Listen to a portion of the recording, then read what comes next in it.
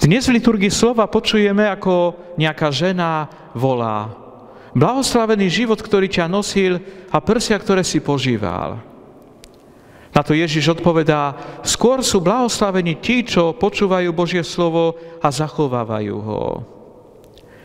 Týmito slovami Ježiš zdôrazňuje, že ten, kto počúva Božie slovo a zachováva to slovo, je preňho veľmi blízky. Na inom mieste počujeme, že ako Ježiš hovorí, že kto počúva moje slovo a plní ho, je pre mňa ako brat, sestra i matka.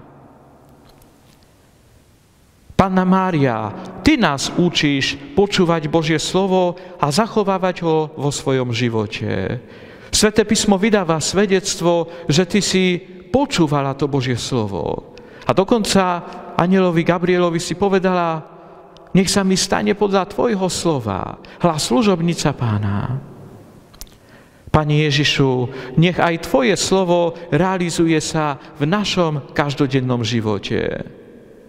Chceme počúvať tvoje slovo a zachovávať ho. A tak chceme byť pre teba blízkymi. Nech vás žehná všemovúci Boh, Otec i Syn i Duch Svätý. Amen.